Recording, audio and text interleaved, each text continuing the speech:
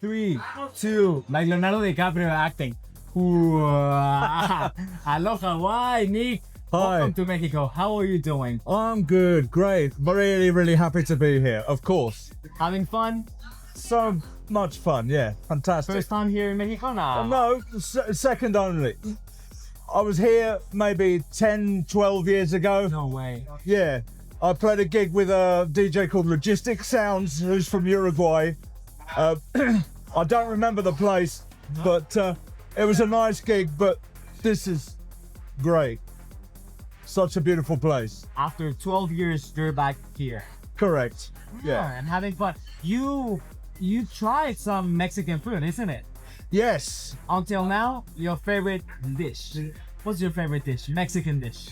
well, I mean, I love the tacos with pastor, you know? Tacos al pastor. Yeah, Your favorite one. with chili sauce, hot. You like Love spicy, stuff? yeah, yeah. Oh, that's- People in England, they like spicy food. We get a lot of Indian curry, so you like it? I love it, love it. Very, very spicy. Yeah, love it. And here in Mexico, the chili sauce, love it. Love it. Yeah, fantastic. Also today we went to Coyamcon. To Coyoacán? Yeah, Coyamcon, and there was like a tamales festival there. You know tamales? Yeah. I like it. And man, really delicious. I've never had this before. So And for how long you'll be here? only 2 days. You living on Monday? No, we came on Thursday. Thursday night. Thursday night. Today is Saturday, so yeah, And you're living on Monday. Monday. Correct. Yeah, Wonderful. Tomorrow you'll play here. that's in right. Mexico. Yeah, yeah. How do you feel?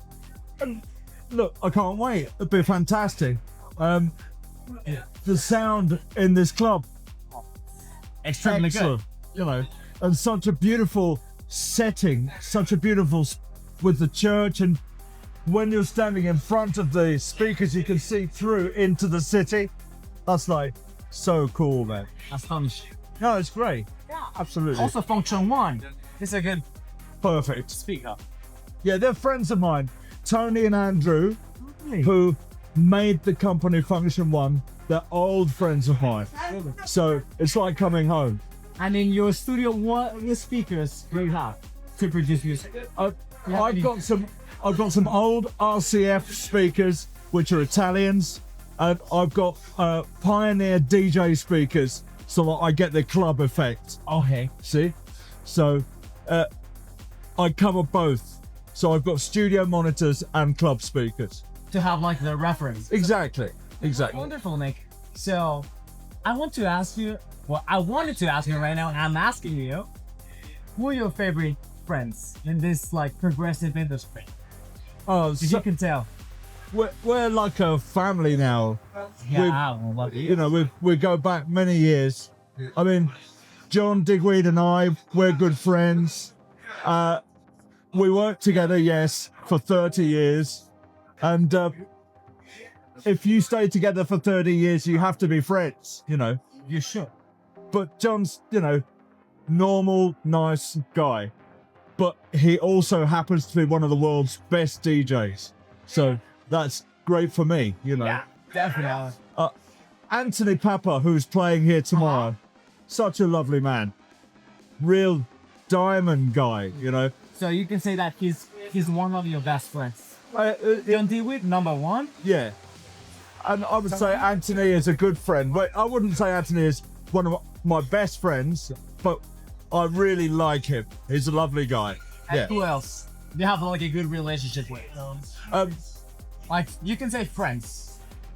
Well, I love all the people that we work with. I mean, I met Antrim tonight. He's a great friend. But also many of the Argentinian DJs. Nicolas Rudder, lovely guy. Hernan Catano, one of the nicest guys you could ever meet. So these are great people, you know. Legends. I'm very lucky to know them. Yeah, they're legends in the whole world. Yeah.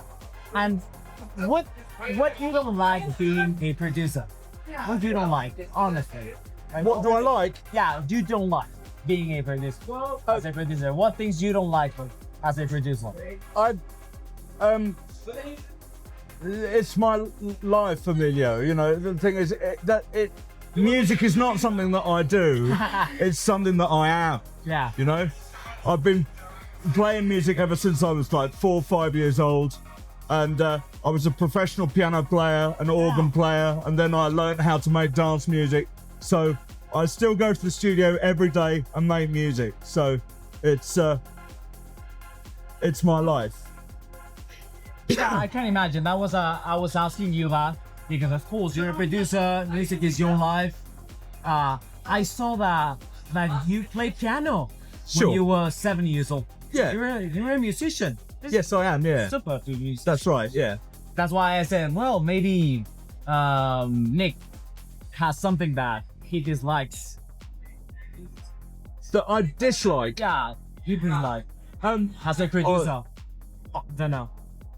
I can't go around telling people what I don't like. There's too much stuff that I do like. There's only 2 types of music, right? That's good and bad. Yeah. And anything that's good, I can see what's good about it, you know? So, you know, I like all different types of music, and I can't say that I dislike anything in particular. So don't be naughty. Now, well, besides music, what other hobbies do you like? Or do you have? Well, music is the one and only.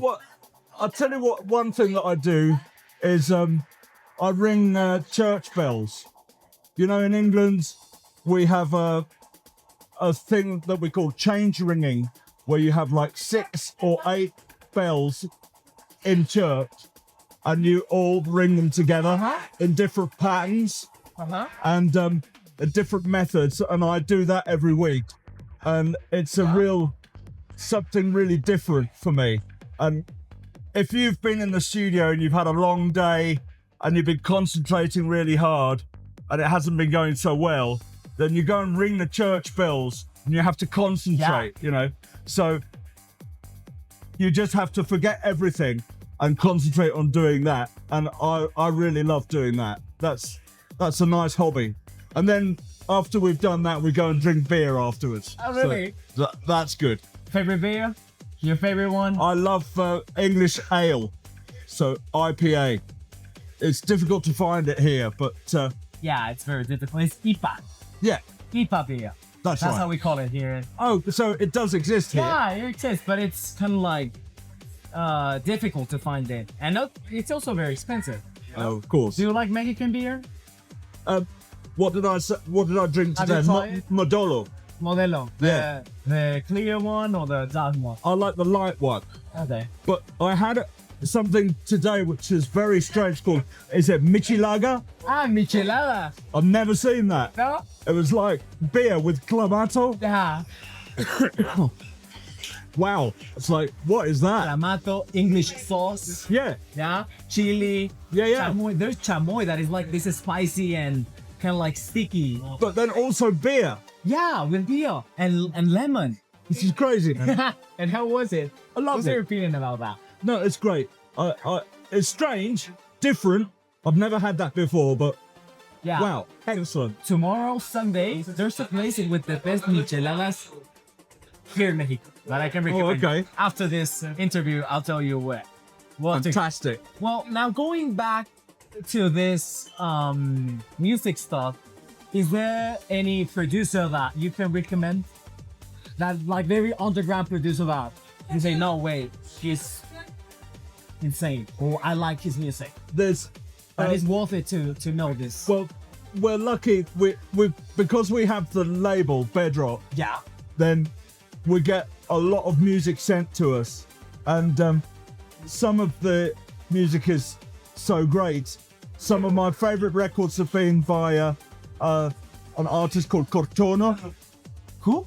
Cortona. Cortona. Yeah. Okay. Wow. Great records. And also Spencer Brown. Okay. Right, he's got records on Bedrock at the moment at #1. number 3, number 5, and number 8 on the progressive charts, Bedrock Records. So he's a great producer. And I love,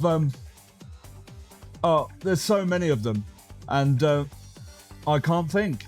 There's so many that I can't think of them. I can imagine. Cortona's great. Spencer Brown's great. We've got Ed One, he's great. Love the stuff that on Mobley Records. You know, yeah, you know Mobley? Yeah. There's such a lot of stuff. There's a lot of music, but some of it is so great. We're very lucky. Yeah, I can imagine. Let me see. There's something. Okay, sorry, Nick. I'm sorry. Okay, that's great. Who are your favorite DJs? Well, number 1 DJ in the world. One and only. D-Wit. Of course. John D-Wit. He's the best DJ in the planet. Yeah. Love what he does. Spencer Brown again. Uh-huh. He's great. Also producer and a very good DJ. Yeah, he's excellent, man. Yeah. I love Dave Seaman. He's a great DJ. These people really know their job, you know. Yeah. Richie Horton, great DJ. Love what he does. Some of the ladies that are coming up now, really Nice. great. I love Aruna, Okay. and also there's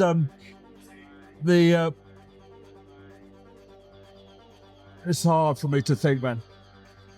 I always loved the first DJ that I went to see purposefully was Danny Rampling. You know Danny Rampling? No? Danny Rampling and Paul Oakenfold, they're like responsible really for getting house music started in the UK back in the late 80s, early 90s. Okay. Danny Rampling's a great DJ. Paul Oakenfold, also a great DJ. Yeah. These guys were responsible in getting things going. Sasha, great DJ. You know, I mean, I would say that because he works with John, but you know, these people really know what they're doing. Definitely. You know. They're very experienced people. Yeah, that's right. They know what they are doing. And Definitely. and it's worth going to see them while they're still working, because once those guys stop working, then you know, these are the originals. You know, Yeah. so while they can, then What can you find different between the old progressive house and the new progressive gen? In terms of sound, in terms of instrument, in terms of production, is there a difference? you see now the tools that we have to Yeah. use have got better, and the equalizers, the compressors, the plugins that we've got now, they just work so well. They've been developed, and the sound has become really full and in your face, we say. Yeah. You know, like when we were working 20, maybe 30 years ago, we didn't have the technology that we had now. Oh, definitely. And the music was great, but now it sounds really alive, and I love that. And that's what I tell producers when they're trying to make tracks. You've got to make the music live if you can. You know, bring it to life. You know, it's the energy. Now we've got some real energy in the music, and I think it's a golden age for dance music. I really do. Definitely. You get a lot of tracks every single day. We get sent a lot of tracks. Absolutely. How many approximately? Well, there's at least 200 or 300 coming per week, but it's difficult to listen to that much music, you know. And we get a lot of demos sent, so to try and listen to them all is impossible, really. But because the competition is so great, then the standard has gone up. You know, it's like when you're playing a DJ set, it's got to have that life in it, because if you put a record on which doesn't have that life, then the energy can go. So it's important to me anyway to get that energy in there, but you have to do that without making it sound hard, you know. Yeah. So, but people, you know, the guys in Argentina are such great producers, you know, because it's such a big market there. And so there's a lot of people doing it and they're getting really, really good. So, you know, I get a lot of records from the guys in Argentina, but I love it, you know, love it. Do you find like practically that is the same? Like the same progressive in Argentina? Well, sometimes it can get samey, but then what we're always listening to is something with a bit of imagination, you know? Yeah. So the groove has got to be there. The beats have got to be right. You know, it's got to make you want to move. It's got to make you want to dance. Yeah. But also, if you can put something in there which has a little bit of an idea, Yeah. you know? Yeah. That's what we're listening for as well, you know? Something that just makes you go, what's that? You know? Something with some imagination. Yeah, not predictable stuff. Yeah, something, a little bit of a different take, but also good. Yeah. It doesn't just, being different is not enough. It has to be different and good. Yeah. And that's what Guy J has. Of course, Guy. I mean, guys, Super disruptive. he's such a musical guy, man. He's a musical guy, and he is Guy. Yeah. Haha. Yeah, he's one of the best, I can say. All those guys, I love Stereo Underground. Uh-huh. He's one of the, Yeah, he released his Stereo Underground. yeah, Was ready. they're great records. Love it. Yeah. He just had a record called Above the Clouds, which is #1 on Progressive House in Beatport. That was like a couple of weeks ago. And I love his music. He's great. Yeah, so what you're trying to find also in Bedrock is to have this not predictable groove and not predictable tracks, no? You're finding more this original sound, imagination, disruptive, clean sound, evolving, energetic. Good ideas. That's what makes a record stand out. If there's a good, you know, there's a clever idea. So yeah, that really helps a record to stand out, and it's something. If you're playing a DJ set and you have one of those records that makes people turn their head a little bit, Yeah. that's what we're looking for. So get those ideas rolling out, folks. Listen to this. Now, Nick, have a question for you. What have you learned from John Dewey in terms of discipline, career, Sasha, DJing, production? Well, you're the king of production, but what have you learned from all of those like huge DJs?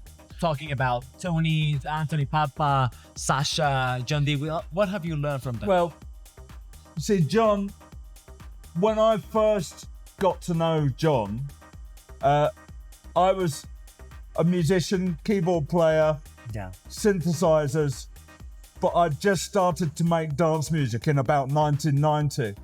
And so John taught me really how to make records that a DJ could use. I didn't know what a DJ needed when I started, but he showed me how to do things like how to layer things, and also what to do at the beginning of a track and at the end of a track so that you could mix in and mix out. And before I met John, I was kind of guessing, but John sat with me and said, that would be difficult to use because of the intro, so let's change it. And so he taught me how to make records that were useful for a DJ. And I loved also the way that John mixed. When he was mixing on vinyl, which he was, when we first started working together, there was no CDJs then. He was expert at doing these long mixes. So he would have one record, then mix the other record in, and then keep them there. Yeah. Just really slight touches, just keeping them balanced. Yeah. So that you had one groove and the other groove, and they would both work together. He's absolutely brilliant at that. And I'd never seen anybody do that kind of thing, trying to get that hypnotic thing going so that you got two records working together. That's what I love about what he does. Yeah. And that's why we still work together, I guess, is because he knows that I'm a big fan of his style, you know. So I would say that I learned how to make dance records from John. That was my biggest lesson from him. Yeah. And in terms of DJing, from all the DJs. Well, when I DJ, you know, really I'm doing kind of what John does. I mean, I have a slightly different sound to him. You have your own style. Yeah, slightly different, but still, I love the idea of setting up the groove and keeping the groove. And, you know, John would always say to me, it doesn't have to be complicated. It can be simple. Keep it simple. Simple is good, you know. I was like, okay, as a musician, I was always tempted to put a lot of stuff into the music, like, you know, keep adding things. You don't need to do that. You just need to find something good and hold it there. And I followed John's advice as far as I can. Yeah. Sometimes he'd say to me, too many notes. Take some of the notes out. And I'll be, okay, let's do that. So he has been kind of like your teacher in that way. He has, yeah, I would say. And also, the other thing about John is his work ethic. He just never stops working. We had a single that we did with Spencer Brown, John, Spencer, and myself. Mm-hmm. It's called Relentless, and that's John's title. And it's to do with the way that he works. It is relentless. He just never stops, you know? And his success is because he's so consistent. It's kind of machine-like. Just keep going, you know? And people love him for that. He's got an amazing work ethic. And I try and keep up, but it's hard, man. You can say that John is kind of like workaholic. Oh, man, no question. No question. I don't know what he would do if he didn't. If he stops working, he gets slightly nervous, you know?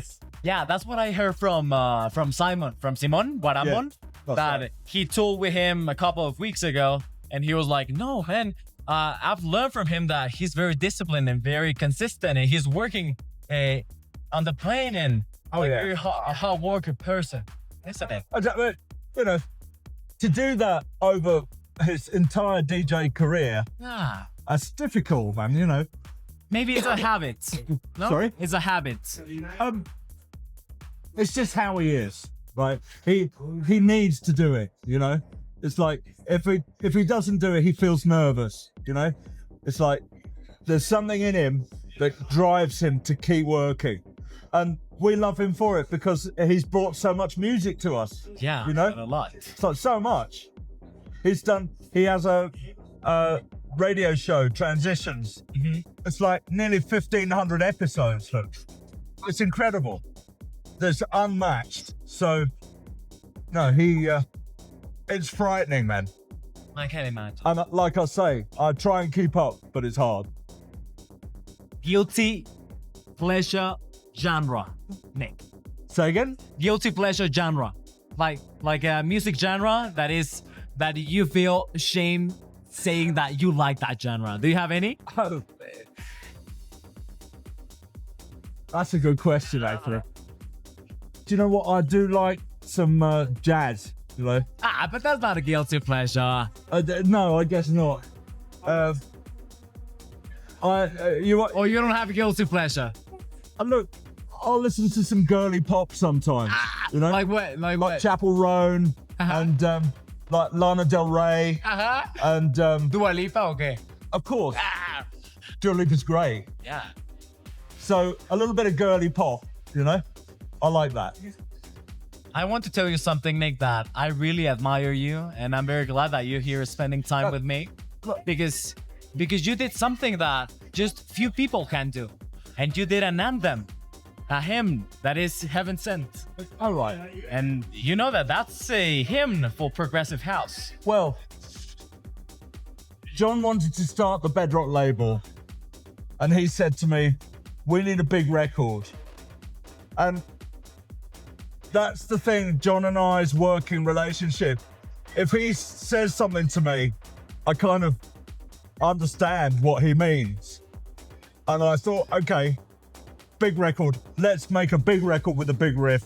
And that's what Heaven Sent is. And it was like, yeah, that's it. Let's put it out. So we're lucky because we communicate, you know? It's rare in music that you find somebody that, you know, you're on the same page. So Heaven Sent worked for us, yeah. And it's still working. That? Yeah, it's still working. We're still getting it remixed. Yeah. We're still milking it. Yeah. Yeah. You're right. Do you find it like when you heard that track, you said like, no, this is gonna be a bomb, or was something unexpected? John heard it and he knew that it was right. No, I mean, I just made the music and the riff, and he said, try and make the riff something big and memorable. So I worked on that. When I came up with that riff, he said, yeah, that's good. We'll have that. So we're lucky. We're lucky, you know, in the way that we work together. You guys did it. Yeah. You made it. Yeah, we've made something that people like. That's, you know, that's what we're trying to do. You know, to get something that people enjoy. We're entertainers, really. Yeah. That's what it is. We love what we do, and we want other people to love it too. Simple, man. Well, yeah, it's simple when you know how to do it. And you know how to do it. So I really admire you, Nick, because of that. And well, you have a lot of things that you've done, a lot of tracks. We kind of say like you're a co-founder from Bedrock. You're the co-founder. Well, Bedrock was me and John. We made a record together in 1994, was 93, called For What You Dream Of, which was used on Renaissance Mixed Collection, which was the first compilation. John and Sasha did that together, and John used For What You Dream Of. And that was our first original record that we made together. And we needed an artist name. And John had already started doing parties called Bedrock. So I said, well, why don't we call ourselves Bedrock? So Bedrock was originally like a group, if you like, which was me and John. And then Bedrock also then became a label.